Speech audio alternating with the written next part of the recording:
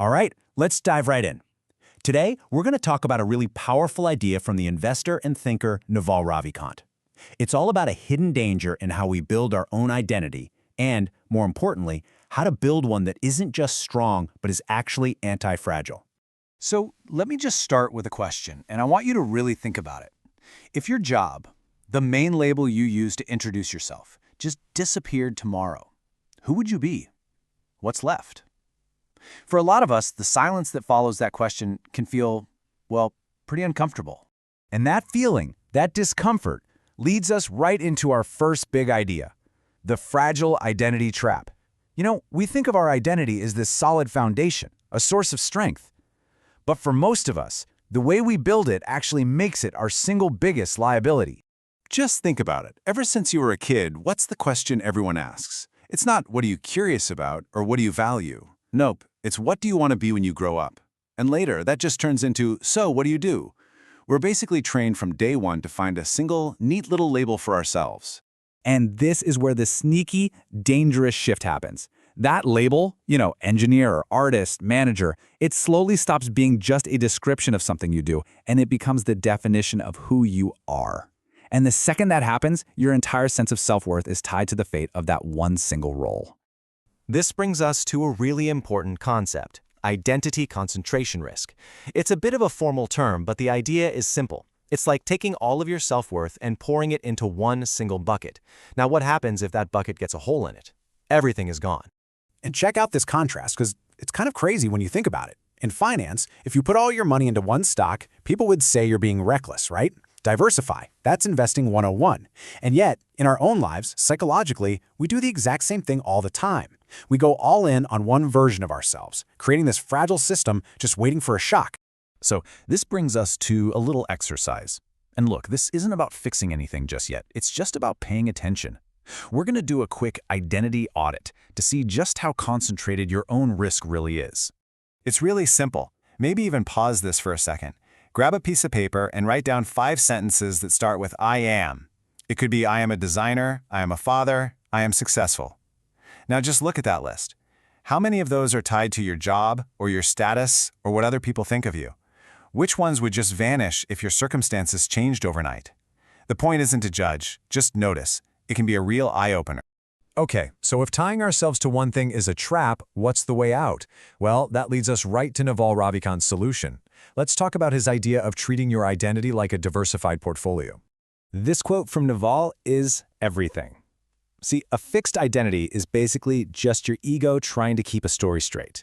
It wants to be consistent, but protecting that story is expensive. It stops you from learning, from growing, from changing your mind, because anything that contradicts the story feels like an attack. And this really lays out the two different ways to live. On one side, you've got the prison model. Your goal is consistency, so you're always on the defensive, protecting the walls of that story. But on the other side, you've got the portfolio model. Here, your goal isn't consistency, it's growth. You behave with curiosity. You're actively trying to build out different parts of who you are. So what does this inner portfolio actually look like? Well, it's made up of verbs, not nouns. It's things you do. You're a learner when you're reading a book. You're a builder when you're working on a project. You're a friend. You're a creator. You're an athlete. See? None of these things alone is who you are. And that's exactly what makes the entire structure so incredibly strong. Now, here's a weird twist. You would think that success would make you stronger, right? But it can actually be the thing that makes you the most fragile.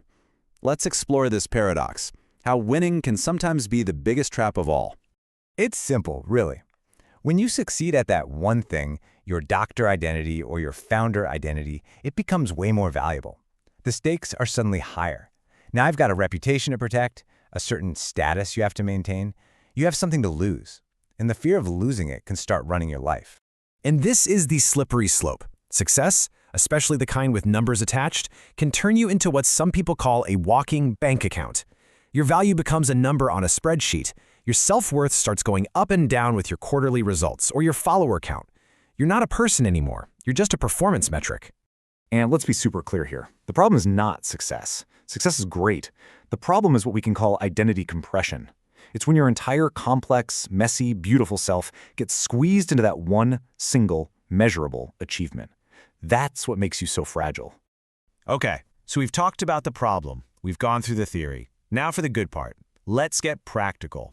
How do we actually start building this stronger, more resilient, multifaceted self? This might be the single most important takeaway. You can't just think your way into a new identity. You don't just wake up and declare, you know what, I'm a writer now. It doesn't work that way. Identity is a byproduct. It's the result of what you do day in and day out over time. And that brings us to our final little exercise. This is all about taking one small step to start expanding that identity portfolio of yours. So just ask yourself, what part of you has been sitting on the shelf gathering dust because it didn't seem productive or it didn't come with a fancy title? So here's your challenge for this week. Pick one of those neglected parts of yourself, the musician, the runner, the person who loves to learn languages. Then choose one small, concrete action. And here's the key. You're not doing it to be good at it. You're not doing it for praise. You're just doing it. Because every time you take that action, you're making a deposit into a new internal account. You're diversifying your self-worth. So let's wrap this all up. When we move away from a single, brittle identity toward this portfolio approach, we're not just building resilience. We're actually building a new kind of freedom. We're on the path to becoming truly anti-fragile. And this is the whole point. An anti-fragile self doesn't just absorb shocks and survive. It's a system that can actually get stronger from them. So when your career identity takes a hit, your friend identity or your learner identity can grow and compensate. You don't just bounce back, you evolve. And always remember, this is something you perform, not something you declare. It's the sum of all your little actions. It's all the small, imperfect things you do consistently that weave together a self so rich and complex that no single failure, no single criticism, no single loss can ever truly break. So I'll leave you with this final thought. You're not just one thing. You are a whole portfolio of different selves, different potentials, a collection of internal accounts. The only real question is, which one are you going to make a small deposit in this week?